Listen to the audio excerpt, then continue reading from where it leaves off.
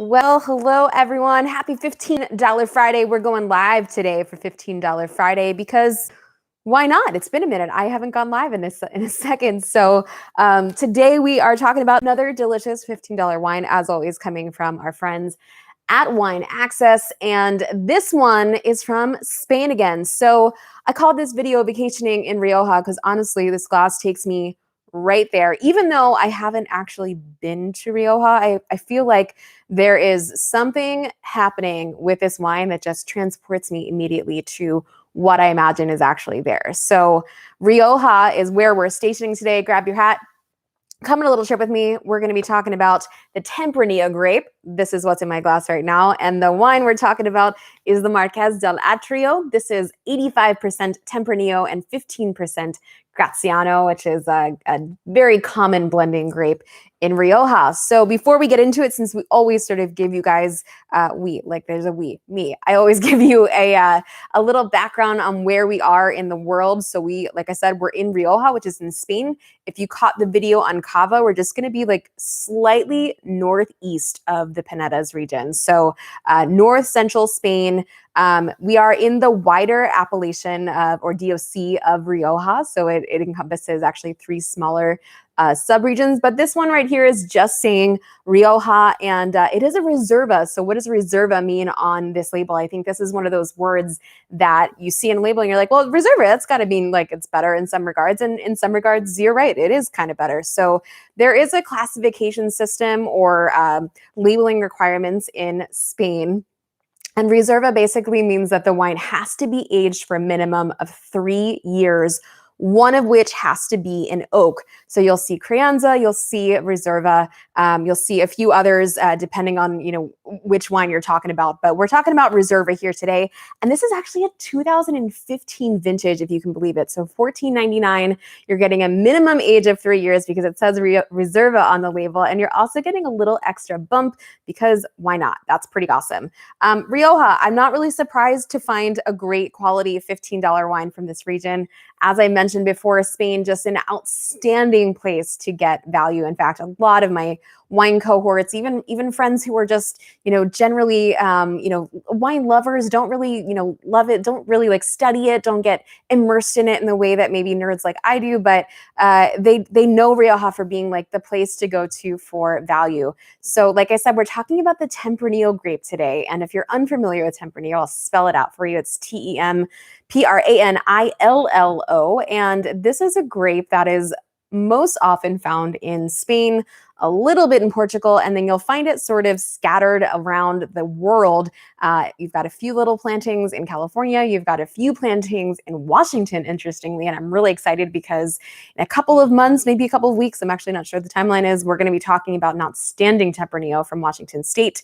But you'll also find it in some other like obscure regions as well. So if you see Tempranillo outside of Spain, do not worry. It's probably really great. It's a grape that actually does well in a few other places, but this is sort of the motherland for Tempranillo. So what does it taste like? What are we getting out of this grape? Well, a lot of times you're getting a little bit of tannin and a lot of acid, but you're also getting sort of a softer body in some regards. So I think of Tempranillo as a really great wine for people that are sort of between Pinot and Cab. If you're someone that generally loves Italian wines, especially things like Sangiovese, things like even Nebbiolo in some regards. This is a really great wine. I've always found Tempranillo to be a wine that just has so much broad appeal. It's one of those like very friendly food wines. And I understand why. It's got all the things that we love about food pairing wines in the way of acid, tannin, body, structure, all of the above. The other the really important thing to know about Rioja is most Riojas, although there is slight change as we evolve throughout history, has traditionally been known as a place that ages their wines in American oak. So this is different from what you might find, of course, in Bordeaux and in Burgundy, but also in California. Most of the California wines, specifically in Napa, we're talking about aging in French oak. And the big difference between American oak and French oak are, two things. When we're talking about French oak, we're generally talking about things like baking spices that we're getting on the nose. So vanilla, cardamom, cinnamon, all the things that you would find that you would throw in your apple pie to bake. Like those are your baking spices. And the texture is very, very soft. When it comes to American oak, I find Things that you typically get are coconut and dill. Those are sort of the signature markers, but then also texturally, it tends to like sweeten the fruit a little bit. And if you've ever had a bottle of Silver Oak, had a great conversation. In fact, I think it actually might still be online under Silver Oak's YouTube channel. You can watch it. We talk all about American oak and the influence, but Silver Oak is very, very famous for exclusively using American oak from their Missouri cooperage. And of course, American oak also very famous for all of our bourbons here in the United States, whiskeys being aged in American oak. So something that we generally see in Rioja, something that we rarely see in the United States, and of course the French regions, but we also see it a lot in regions like Australia. So, famously, there are some really, really amazing wines in Australia. Notably, some of the Penfolds bottlings are done with American oak. So what I like about American oak is that, like I said, it generally works really, really well with warmer climate wines because it tends to like enhance the fruit. It gives it a little bit of like a suppleness and a sweetness. And I love going back to some of the old California wines, like when I was working at Press. Some of those wines were done in really great American oak. Again, notably Ridge Vineyards, very famous for using American oak. So something that I think wines from a warmer climate like we have here today from Rioja really benefit from being in American oak. So it's not a better or worse thing. There's certainly, I think some would consider there being sort of a hierarchy between French oak and American oak, but really they can live symbiotically side by side. So let's get into the wine. I don't want to keep you waiting. I know I'm thirsty. My hat's here on the side and I'm like ready to put it on and take a vacation. But let's talk about what's going on in the nose in this glass. And by the way, since we're live, feel free to comment and let me know if you've got questions about this wine. That's sort of the benefit of when I do these live because we can actually interact with each other. But if you're watching this during, or I guess after the stream, feel free to comment below. And also while you're at it, go ahead and like this video. That really, really helps me out. So on the nose. Oh, already just like so jumpy out of the glass, lots of bright red fruit. And this is where I sort of think this is where I draw that parallel between Tempranillo and Pinot Noir. I find that a lot of the same fruits that I'm getting from Pinot, I'm getting in this glass, but I'm also getting a little bit of that dill and a little bit of that coconut. Now we are talking about a wine that is on the older side. It's not old, it's 2015. Right now we're in 2021. So not old, but it is starting to take on a little bit of something like savory, just a subtle undertone. So a little bit of sage, a little bit of that dill. You are getting a little bit of that like sweet, lovely coconut. And beyond that, like I think the wine just really wants to open up right now. This is a wine that feels a little bit closed off. I think in a reserved way, not in a bad way, just in a way that it just doesn't want to like give itself away all at once. Yum, yum, yum. My Barbera lovers, my Pinot lovers, my Chianti lovers. I mean, if you haven't taken a dive into Rioja land and had yourself a bottle of Tempranillo, you're certainly missing out. This is a gorgeous wine with brilliant acidity. Tannin. Let's talk about tannin for a second. I think this is a word that I find gets conflated in some ways. I think it's a word that we know what it means in the wine world, but in the consumer world, I know that like when I was a consumer and I didn't know anything about wine, I was like, oh, it's tannin. Tannin is the thing that gives your wine structure. So we want it to be there. We want that house to have a frame. We want that wine to have something to work around. We don't want it to just be super flabby. So tannin is your structure. It's a texture. It's the thing that sort of dries your mouth out a little bit. So if you've ever had a cup of black tea and you maybe oversteeped it for just a little bit too long and you didn't add milk and you didn't add sugar, well, that's sort of like tannin. That's that puckery feeling. You took a sip of your and like, woo, really wish I hadn't done that. That's aggressive. That is tannin in a nutshell. So it's a texture thing and it's generally coming from the skins of the grapes and the oak that the wine is aged in. Now the tannins are here, but they're sort of fine. They feel like they've been like sanded out a little bit, but I think because this is American oak, you are getting a little bit of that like textural difference than something like that would be aged in French oak. But Tempranillo is certainly known for being a variety that is not afraid to express itself with tannin. So on the spectrum, not quite like in Barolo land where it's like, whoo, like searing high acidity, crazy tannins, but sort of on the lighter side like a Pinot, and not quite as like fleshed out as a Pinot. So not quite as soft as a Pinot, somewhere right in between. And that's sort of what I mean by when I say that Rioja tends to be, a really, really great middle ground for people that are like, I want body, but I don't want too much. I want tannin, but like not too much. I want acid, but not too much. This is such a brilliant wine for that reason. Let's go back for our second sip. Frankie B, I love they had Rioja last night. I hope it's delicious. Man, if only I had some barbecue with this wine, I would be set for life. This is such a food-friendly wine. It's actually kind of unbelievable. You could throw ribs with this wine. You could throw chicken at this wine. You could throw steak at this wine. I think you are solid with pretty much any protein out there. I know people really love Tempranillo with lamb. I think depending on the preparation, definitely don't go super spicy. Don't go overboard with the spices in general. But, certainly, a roasted lamb chops, lamb stew, awesome meat for this wine. I think you can also think of this wine as being in the same vein as Syrah with the type of gamey meats that you can put with this, but you also don't need to go to that extreme if that's not your jam. If you're someone that really likes chicken and pork, I wouldn't be afraid to put this wine with it. I also feel like, this is a wine, this is $15. I called it like vacationing in Rioja at home for a reason. Like, this is a wine that makes me want to like kick my feet up, take my hat off, and just relax for 5 seconds. This is a relaxation station wine. This is a wine that, while we can definitely pair it with lots of different foods, it doesn't actually need a ton of things to go with it. It's just really friendly in that regard. Love that. I'm sorry, I'm reading comments right now. Yeah, fruitiness, tannins. Yeah, aging is other really, really big thing. This is a wine, I was having a conversation with some people yesterday, and I was talking about ageability of wines. And I think people have in their minds, understandably so, that only the expensive wines can age. We can only age wines that are like, 50, 60 to, on up, right? That's not the case. You actually can start, really, really modestly in terms of price with aging your wines. So if that is an experiment and a path you want to go down, I love the idea of grabbing like 6 bottles of this and aging them. Drink one now or grab 12 bottles. I don't know what you could afford, but grab as many as you can and see how they progress. Just because it's $15 doesn't mean it can't age. And I think this is actually a gorgeous wine that can age. And if we know anything about Rioja, there's so many great ones out there that are on the market current day that already have, 10 years of age. La Rioja Alta is a perfect example of that. Bottles of wine that you can find between $30 and $60 that are coming onto the market with 10, 15 years of age in them already. And that's current release.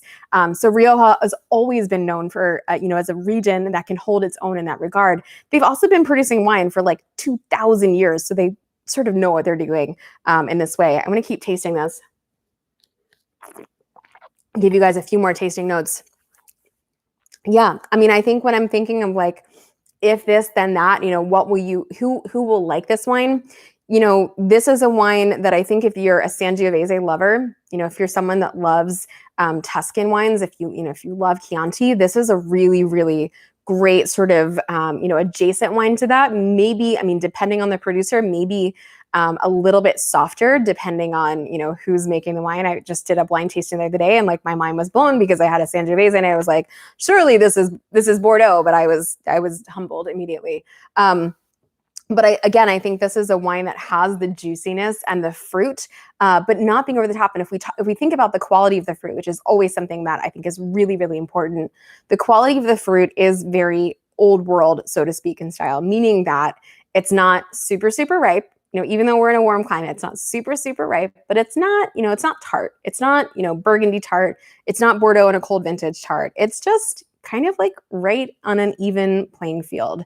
And this wine is so unbelievably friendly. This is a perfect dinner party wine. Please God, let us get back into a situation where we can have dinner parties again. But if I'm having a dinner party and my budget for wine is like, I've got 10 people and I'm like $150 all in, you bet your butt I'm going to Rioja because this is such a great, great wine to please a lot of palates and also fool a lot of people. And I think that's probably one of the final things I want to say about this wine is that tasting this wine, feeling the balance of it, balance is one of those words that I think we may be overused to some extent. I think we're a little bit hyperbolic in its use, but I think this is a wine that strikes me as incredibly balanced to the point where like I almost don't have a lot to say about it in a good way. Like nothing sticks out. There's nothing that I'm like, ooh, that's really this, or ooh, that's really that. It's just like a really delicious, quenchable, quaffable, I think I used that word last week, a wine that you can just like sit and be with. And I love that about this wine. I think this is a wine that I'd be, super stoked to open for people of all different, drinking sophistication levels, and not be worried because Rioja, like I said, sort of like not an undiscovered region, certainly not a region that like needs any help in that regard, but a region that still, for some reason, still has not kept up with the changing of prices, the inflation of prices. It's not a region like Burgundy that's just gone woo through the roof. I don't know if that's going to stay for forever. I don't know if eventually like enough people will talk about Rioja on Twitter and eventually the prices will inflate. But for the time being, I mean, lucky us, right? One more sip of this wine because why not? We're here. Yeah. I mean, okay, just go back to the semantics of this wine. So light to medium body, not super, super light, not quite, Bordeaux, Napa, definitely not Napa level, somewhere in between, not quite as light as like, really, really cool climate Pinot, but, so like I said, think Sangiovese, think like Nebbiolo, think like kind of in that territory. Fruit-wise, moderate in intensity, moderate in ripeness, really just even keeled. Acidity, very much in balance. It does not lead with acidity in the way that, like Nebbiolo would. And then tannin-wise, in check there for sure. But not a wine that I think it doesn't lead with the tannin. So if you're someone that's sort of like tannin adverse, not someone that really enjoys that puckeriness, this is probably a super wine for you. And if you're someone that's like, I have really been drinking like soft, plushy wines, and I want to get into something, that has a little bit more tannin in the way of like Nebbiolo or Bordeaux, probably a good half step for you as well. So not an ounce of sweetness. This is not a sweet wine. So if you're someone that loves like juicy, fruity, very voluptuous, California sun-kissed wines, probably not the wine for you. But alternatively, if you are someone that's maybe moving in the direction of trying to get into wines that have a little bit more tartness, have a little bit more of that like restrained old world quality, this is a perfect half step. Sort of in the way that I feel about other regions like in Italy. I'm just going to read this one last question comment. Rioja has more Tempranillo, had Tempranillo from Washington State, broad shoulder like Napa Cab. Yeah, this is not broad-shouldered by any means. This is, and I think like you're saying, Tempranillo, especially when we're talking about it from regions like the ones in the New World, like California, they can be a little bit more broad-shouldered. I also think that, because this is a wine that is $15, we can certainly, this can really run the spectrum. I think I do want to be clear about that. Tempranillo can really run the spectrum between levels of intensity and body. So you can have Tempranillos, especially when they're blended with other grapes, which they can be, especially when they're blended with certain grapes, can sort of increase on the spectrum of body. But this is not a broad-shouldered Tempranillo. This is something that's a little bit more on the lighter side. Again, think Nebbiolo, think Sangiovese on the lighter scale of things. Think Pinot Noir. That's kind of where we are in the body tannin acid sort of department. So I'm obsessed with this wine. I'm actually really excited to recommend this to one person in particular who I know is really, really into Rioja and will probably buy six bottles of this as soon as I tell him about it. I don't think there's much more I want to say other than Tuesday, I will be going live with Raj Par, which is super cool. I don't know if you know Raj Par, but he is former amazing sommelier from Michael Mina's restaurants, but also has moved on and one of the best palates in the world. I mean, just truly like a photographic memory in that way. but he's going to be joining me so we can talk about one of his projects up in Oregon called Evening Land. And if you're unfamiliar with those wines, definitely do a little research. And I'll also be talking about them prior to the live stream on Instagram. If you want to follow me there and you're not already, definitely check that out. So without, one more thing, I forgot. If you're watching this video right now, Wine Access is doing a sale, so which they rarely ever do. So 15% off the entire site, excluding limited time offers. So the wines that are like, that are like not the ones that like live forever, like, the daily offers that they do. This is a store wine. So this is 15% off. So stock up. The link is below. This is the Marqués del Atrio from Rioja. This is the Reserva 2015. It was delicious. I'm sure it will be gone shortly. And with that, I will say thank you so much for watching this. Thanks for being with me here live on Friday evening. I'll see you all next week. I don't know if I'll go live next Friday. I think I'll probably do a recorded video since I am going live on Tuesday. But always a pleasure. See you guys soon. And I will check out for now. Bye.